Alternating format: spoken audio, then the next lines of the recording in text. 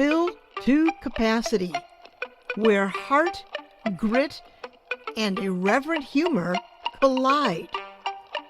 A podcast for people too stubborn to quit and too creative not to make a difference.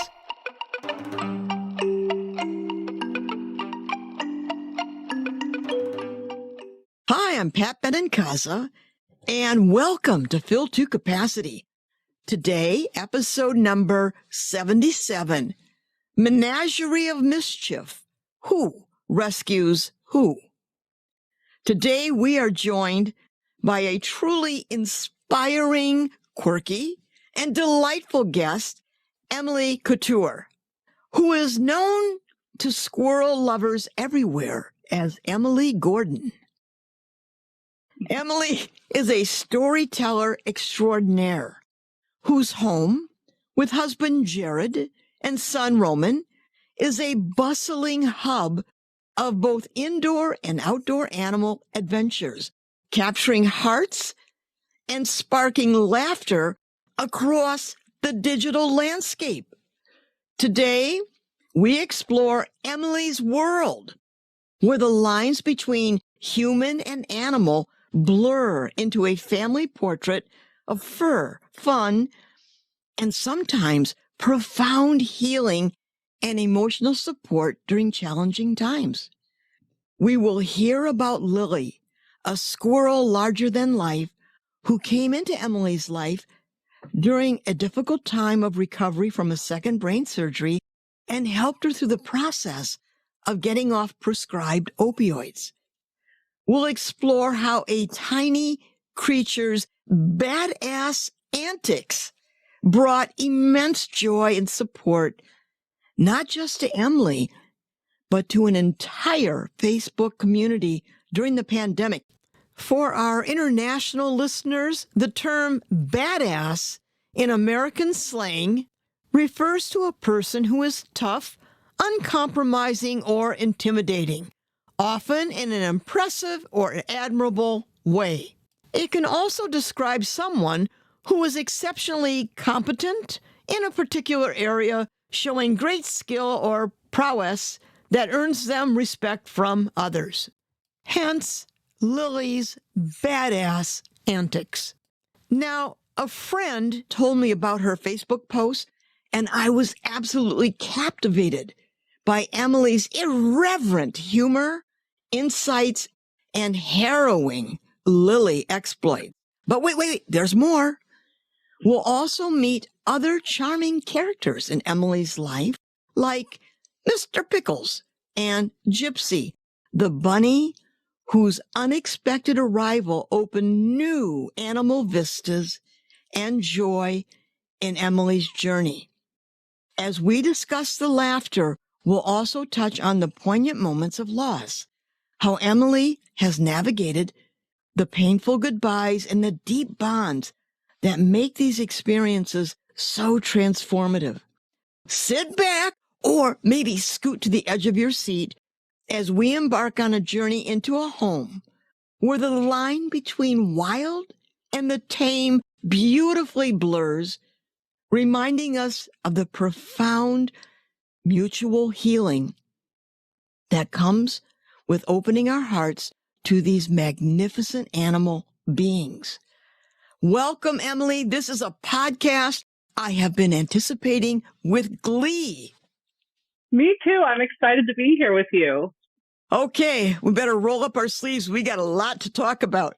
So, you have quite a story from growing up across different states, experiencing therapeutic boarding schools, to your academic achievements and serious health situations.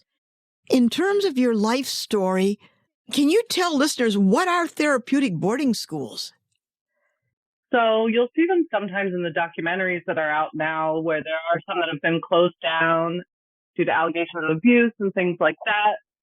And I did go to one of those schools, but the first one I went to was in Utah, and really just a working ranch. And we were put to work on the ranch. And when we were on lower levels, we shoveled a lot of horse poop. And then higher levels, we got to go the Lake Powell and stuff and ride horses in the backcountry. So, it was to get our attitudes adjusted, things like that. I was a bit of a hellion as a child, I'll say. Didn't want to listen to my parents, wanted to do what I wanted to do, and they had to get that under control. So they sent me to the Cowboys, and the Cowboys got me pretty much under control. And I learned a lot, got to spend a lot of time with horses, and it ended up being a great experience that I maybe didn't appreciate while I was there, but I appreciate it now. Okay. So how have these various life experiences shaped your resilience, and what role have animals played in bringing you joy and solace? Certainly when I was in boarding school, being with the horses, being in the barn, being around the goats and the pigs and everything, I loved spending time with the animals, and I loved being with the horses in the back country. And even growing up, we always had dogs and cats and things like that around, and just always had animals around. And I remember being a little kid running around in the woods with the neighborhood dogs and stuff. And so animals have always kind of been my friends. I'm not sure I ever appreciated wild animals as the individual beings they are until Lily came into my life, though. Okay. So people might be shocked that you are living with these wild animals, but you have made clear in your posts they are not pets. Tell us about that, please. So with pets, you control their living environment. You give them all their food. You give them everything that they need. And they're domesticated. They're made to live in a home. They're calm. Wild animals are a different breed. They live on the outside. They have instincts that work differently than our domesticated instincts work. And you have to somehow learn to accept that and respect that. And if you want them in your life, you got to kind of figure out a way that works for them instead of a way that works for you. Okay. Lily the squirrel entered your life during a very difficult period as you were recovering from a second brain surgery and getting off prescribed opiates. What was so special about Lily that made her more than a squirrel to love, inspiring you to share her story online and captivating so many people? What was it about Lily? She was a pistol. She was a pistol for sure. And she was going to do what she wanted to do, no matter what anyone else said or thought or did. But when she was little and she was in the house, she was really sweet. She was really smart, and watching her learn to climb and learn to make nests and everything, it was just so cool. And so I was home because I was recovering. So I got to spend the whole day with her, and then, didn't realize how maybe I'll say fascist squirrels can be about when they want you to do things that you're going to do it or they're going to punish you. So I just set up the house to try to make it so she didn't want to punish me. So I put up ropes and put up nests everywhere, and I let her do her thing. And I was able to bend to her instead of trying to force her to bend to me. Now, I will say that for people who want to raise and release squirrels, that's probably not the best way to do it, because in the beginning, I was kind of turning her into a pet. Okay. By loving her so much and spending so much time with her. But then I realized by giving her all of the activities to do, I really did prepare her for the outside world. But I loved her in a way that's difficult to love a wild animal. Yeah. Some of the antics that you were posting, you had this lovey, close relationship, and all of a sudden, Lily turned into a teenager. I never knew that I would laugh and pull out my camera when a squirrel is peeing in my dish pan. I didn't know that was going to come. Yeah. And then the highlight was watching Lily chase you across the yard. I could not believe what I was seeing, and you were running for your life. That's my husband's favorite video. I have to say, we all really enjoyed it. I'm just going to tell you. I mean, you were breaking out in a full bore run. I dropped to the ground, tried to get her off, and then I ran in the house. And then I tried to keep her out for like a few weeks after that. And she started sneaking in. She would know what door we were leaving from, and she would wait by the door where you couldn't see her right outside. And when you open the door, she'd slip in. And when you came home, there'd be a squirrel in the house. Oh, dear. So that's why I put in the squirrel door in the kitchen, because I'm like, well, if she's going to get in, she needs a way out. Okay. So, Emily, how did caring for Lily impact your recovery and mental health during that time? I mean, she really gave me something to focus on and care for, which was, I think, an important piece. And watching her grow and learn and seeing what she was able to do made me realize I'm able to grow and learn. And we kind of grew and learned together, and having those successes with her were meaningful for me at that time. You know, at a time where I felt like everything was just terrible. Then I've got her here having all these wonderful successes inside and doing all kinds of things and bringing joy to our lives every single day with her antics and craziness. So, it was fun. So in May of 2022, Jared posted, quote, "It's funny to realize Emily Gordon's daily videos of Lily had thousands of interactions on the most respected squirrel rehab pages. People used to message her looking for the daily video if she didn't post. Lily was one of the most popular squirrels on those pages. So many people are messaging and posting about her right now. So many people would open their phones for their daily laugh in the Lily saga. Lily has thousands of people mourning her. That's my girl. Now my picture of her is the first thing 17,000 rehabbers and people caring for squirrels will see when they click on the page." The loss of Lily was felt by a huge online community. What was it about Lily that touched so many people? What was it, Emily? You know, she was just a little squirrel, but she was larger than life. I mean, she did what she wanted, come hell or high water. And I think everybody, especially during the pandemic, wanted a little piece of that, wanted a little of that spirit in their lives of, wait a second here, we do what we want. We have fun. And people still love us for that anyway. And I think that's, embodies Lily, is that she was larger than life, did what she wanted and loved anyway. And I think we all want that. Yeah. I have to say, speaking for myself, Lily really got me through the pandemic. With all that horrible news, the lockdowns that were going on, friends getting COVID, it's like I wanted to run to my Mac and see, oh God, what is Lily doing today?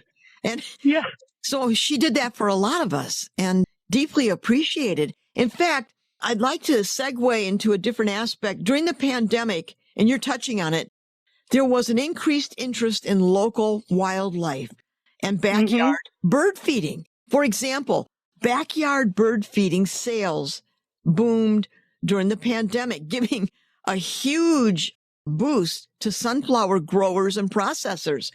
In July 2021, the Wild Bird Feeding Institute found that 11% of people who fed birds started during the pandemic. And on Facebook now, there are a number of squirrel rehab and rescue and advice sites. Do you think this interest in local wildlife will continue, Emily? I hope so. I mean, I would assume that anyone who found that interest during the pandemic has maintained that interest. My concern would be that people no longer have the time to enjoy, sitting outside with the birds, sitting outside with the squirrels. But I think a lot of people have held on to that, which is wonderful, because if you support your backyard songbirds, you're going to be more concerned about the environment and more concerned about our wildlife in general. And I think that's a wonderful thing. Yeah. Can you tell listeners, we're talking about squirrel rehabbers and rescue. What do they do? A lot of times what it is raising orphan babies and then releasing them. But oftentimes also they'll take in injured animals and then release them back where they were found and things like that. And it's all about getting them back to the trees. If for some reason they can't be out there safely, the rehabbers will take care of them and get them back. Yeah. In our own experience, our backyard is wild kingdom, even though we live in the city. And we did come across an injured bunny, and I took it to the wildlife rescue place not far from here. And when the woman came to the car, we opened it up. She looked at the bunny and she looked at me. She said, "You're one of those people, aren't you?" And I said, "What?" She said, "You're doing this right now. You're one of those people." I just took that as a badge of honor. Like, yeah.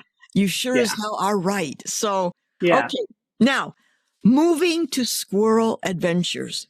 You've shared many humorous and tender moments with your squirrels like Mr. Pickles, Fern, Stubba having babies.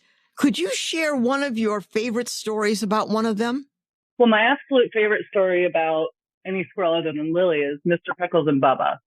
Both were Lily's kids, but Bubba was from her first litter and Mr. Pickles was from her second. Bubba lived in the indoor cage through his first winter and left. And then he came back and moved into the indoor cage with Mr. Pickles, which this is like unheard of in the squirrel community. Like I've never seen many situations like this. And so Mr. Pickles came and took his little brother under his wing and taught him how to yell at everyone and get rid of everybody. And now they're both out there living the wildlife.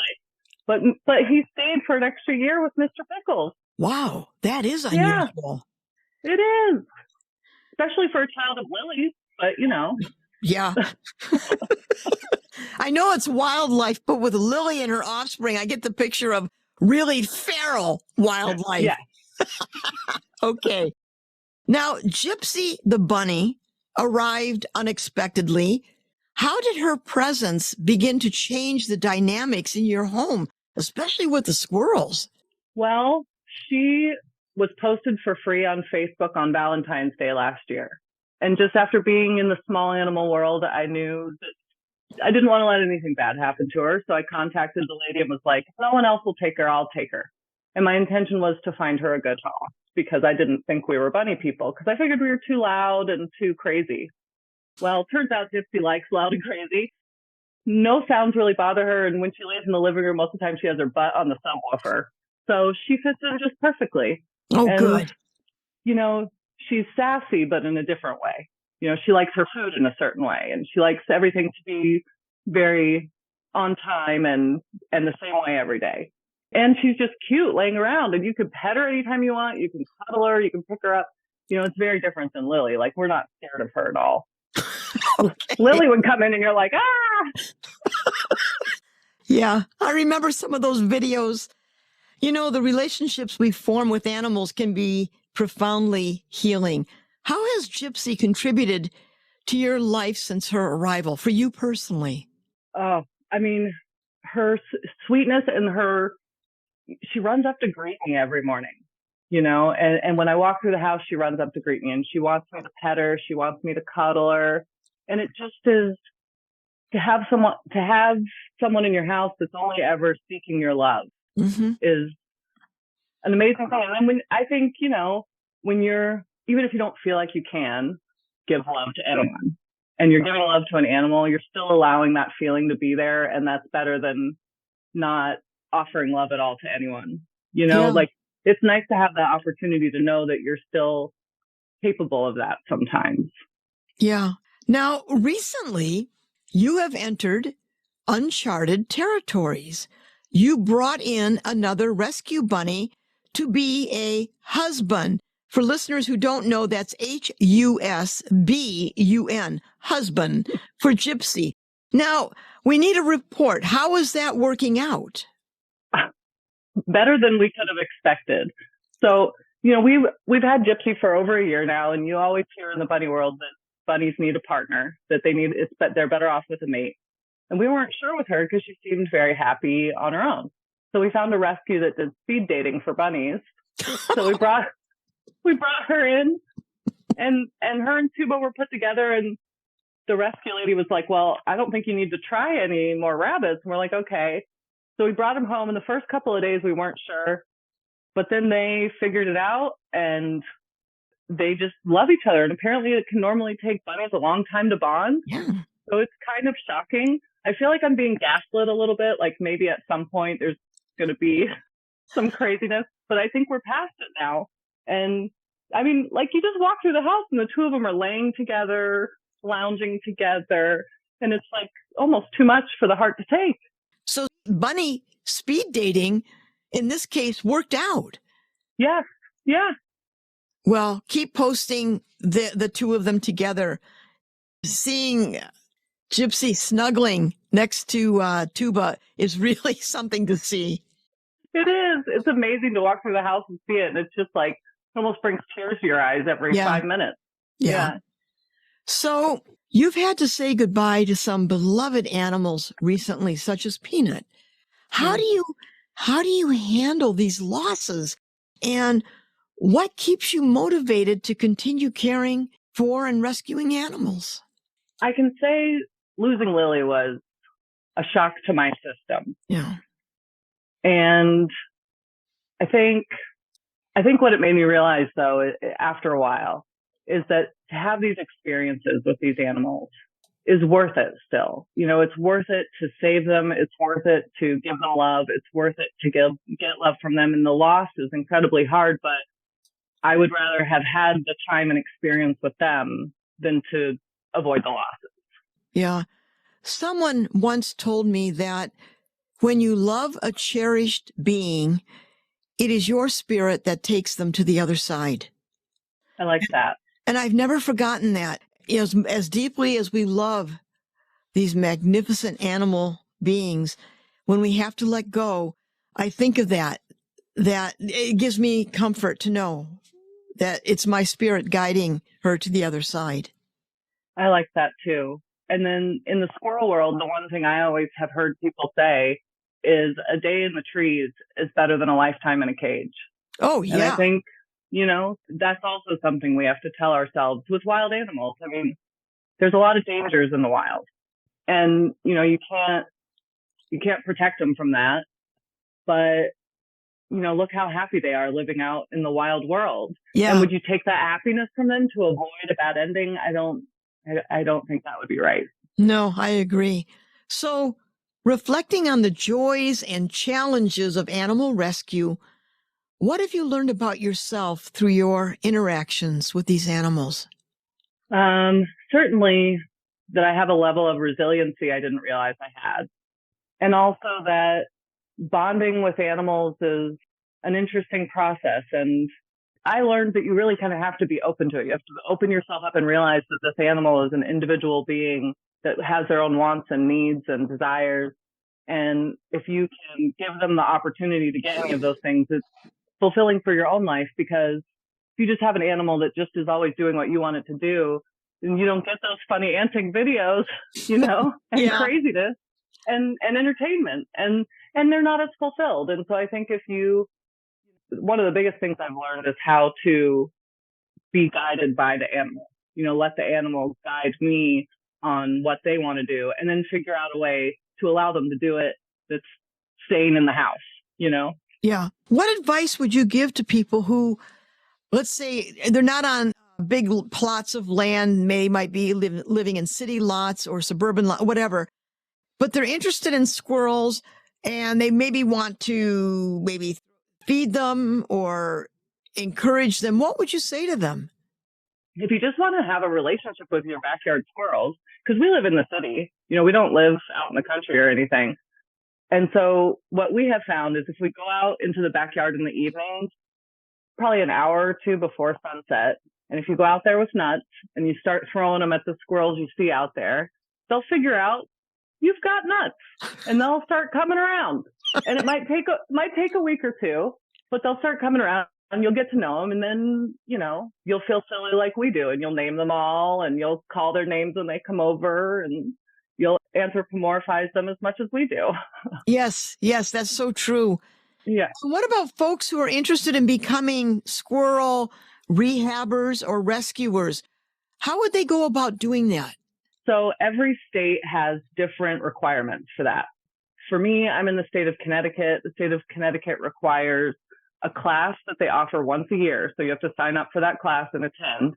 And then I believe it's 40 hours of work with a licensed rehabber that the rehabber signs off on. And then you take a test. And then assuming that you pass the test, then you become a licensed rehabber to do animals that are kind of safer, like rabbits, squirrels, mice, chipmunks, things like that. Like if you want to do anything, there's rabies vectors animals, and then the birds are different and all that. But if you want to do squirrels, and I think even possums, you can do rabbits, are normally on the same license. So you just have to go to your state's website for normally it's under the Environmental Protection Department, whatever it's called in your state. and then figure out what their requirements are for that license and then go do it. And it's normally not, that much work. It's not a whole lot of requirements. Some states it's only a test. Really? So, yeah. So it depends. Yeah. So you just have to look it up for your state. But then Connecticut requires more than a lot of other states do. Okay. That's good to know. And then if someone finds like an injured squirrel or a baby, what should they do? The first thing to do would be find a licensed rehabber, which again, you're going to have to go to your state's environmental department website. And usually if you just Google wildlife rehab and then the name of your state, usually stuff will pop up and you can find someone who's licensed through your state to take care of that animal and you take it to them. I would say that that's the best thing because it's the legal thing to do is that. But, also a lot of people have become rehabbers by finding small animals and getting into Facebook groups where people will teach them to raise them and then they fall in love and become rehabbers. And I think that's also a wonderful thing. Yeah. So looking forward, what are your hopes for the future, both for your animal family and your human family? Given the deep connection with animals, do you see yourself possibly starting a sanctuary or refuge? Well, I always wanted to own a nature center when I was a little kid. I always thought that would be really cool. So maybe one day we'll move out to a rural area and have some acreage and who knows what'll happen. Maybe we'll be one of those crazy people with farm animals and a YouTube channel. Well, you already have a huge following on Facebook. So it wouldn't be surprising for you to have a YouTube channel, Adventures with Emily, with these animals. Yeah. Right now you have squirrels in the backyard coming, you have like an enclosure next to the house. We have the release cage that we had put up for Lily is still out there. So sometimes they'll go in there, but mostly they just use it to climb over to the squirrel door to get nuts. Okay. So right now you have squirrels and bunnies. Is that it? We only have bunnies inside the house now. All the squirrels are outside. Okay. And that's the other thing about bunnies when they are in the house and people maybe feel like they can no longer have the bunny, you do not release them outdoors. Correct. That's how we ended up with Tuba. He was dumped after Easter and they found him with all kinds of problems, an ear infection, some wounds that were infected, and they got him all cleaned up. And now he lives here with us and he's very loved and, living inside. But that's how we got him, was somebody got him on Easter and dumped him. Well, we all know that you live to serve. And so Tuba hit the trifecta on that one. He did. He got an awesome fun life and he lives in a house where he can do what he wants. And yeah, he's a happy guy. Well, we can see that on the post. Emily, what have we not talked about in terms of squirrels that you'd like to say? Something I would like to say. I don't know. I think we've done a good job covering everything. I will say that everybody thinks that I'll just go touch all the squirrels now. And I'm like, no, I'm probably more afraid of squirrels than anyone else. Really? I tried very hard not to get in touching distance of them. I don't try to hand them nuts or anything anymore because after Lily, I'm like, I was punished for handing her a nut more than once. So, I think now with wild animals, I'm fine loving them from afar. I don't need to be tactile with them. In our house, we have heavy duty gloves. So I wasn't kidding about our backyard being Wild Kingdom. The squirrels come, the chipmunks, we have a possum. We just have everything. Anyways, we use heavy duty gloves when feeding the squirrels just because they're excited when they go to grab and their claws are quite razor sharp. But it's fun when we open the door, they come running now and they just know that this is the diner, the squirrel diner. Yep. Well, the blue jays will dive bomb the squirrel door and yell at me until I put peanuts in there in the morning. The blue jays are bully birds. Yeah. They scream and they yell at everybody. They're not good neighbors. No, and they bully me now when I don't put out enough nuts for them. Oh. Yeah. They keep me in line. I don't know what is it with you, Emily, that these animals come at you. I know. What the Like, hell I is like to that? think of myself as a tough person, but not when it comes to these guys. They've got me wrapped around their claws, nails, whatever.